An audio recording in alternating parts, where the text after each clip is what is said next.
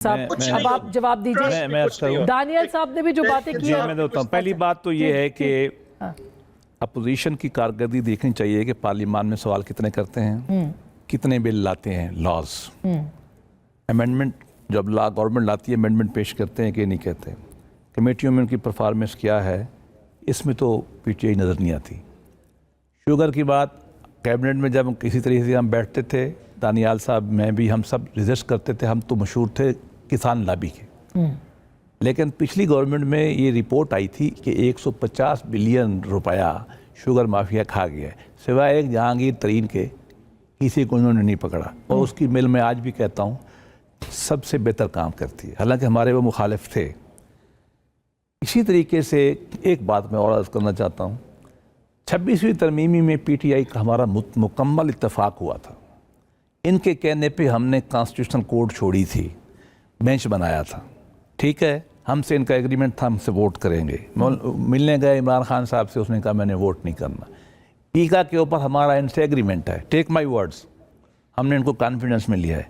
गलत है या सही है, हम दोनों इसको शेयर करते हैं। मैं अलग पीका के ऊपर भी आप जी हमारी इनसे कॉन्फिडेंस में लिया है और इनकी ये अलग सपोर्ट बहस है कि मैं ये समझता हूँ कि ला बनाने का तरीका और होना चाहिए, लेकिन जो भी है मेरे भी तादाद है, लेकिन आपस की बात है, हमारा इनसे अंडरस्टैंडिंग है।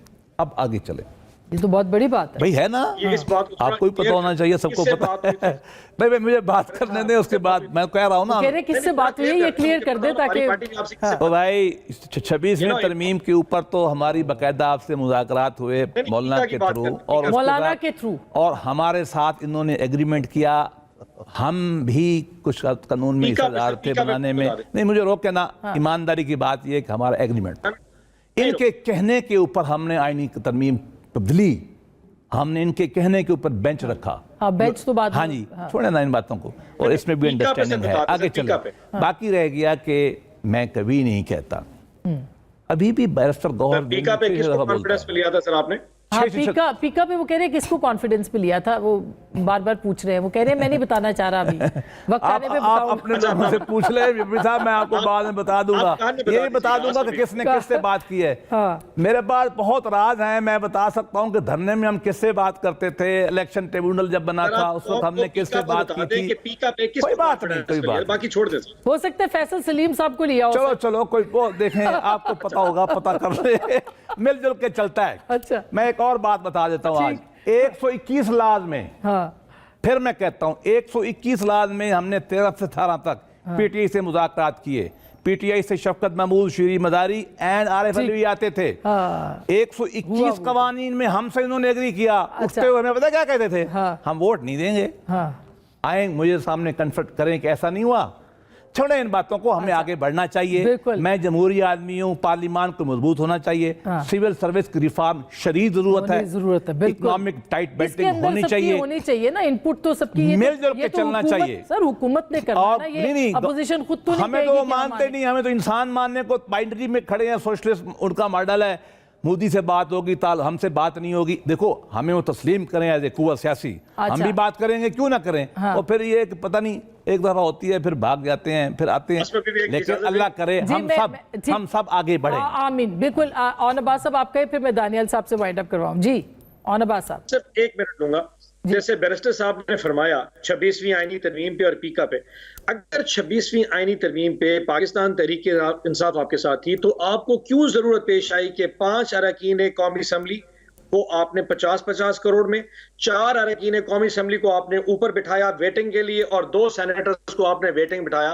अगर हम आपके साथ थे तो आपने लोगों की ये जो हॉर्स की थी ट्रेडिंग, अगर पीका के कानून, बैरिस्टर साहब एक सेकंड, बैरिस्टर साहब लेट्स बी वेरी, वोट नहीं दिए थे, अगर पीका के कानून पे हम आपके साथ थे तो ये बता दें, क्या आपने खुद भी पीका कर, आपको तो एक डॉक्यूमेंट दिया गया इंटीरियर मिनिस्ट्री से, information minister Attaullah Tarar press gallery में आके कहते हैं आप साफियों से, यार मैंने सही तरह पढ़ा नहीं, कौन सी वाली क्लॉज में आपको एतराज है, जिस क्लॉज का आपको नहीं पता जनाब, आप हमें कैसे दानियल साहब आप जवाब दीजिएगा। आजकल कर्नल लियाकत कोई नहीं है जो पार्लियामान का एजेंडा बनाता था, जो बिल पास करता था, जो वोट पूरे करता था, वो आजकल नहीं है।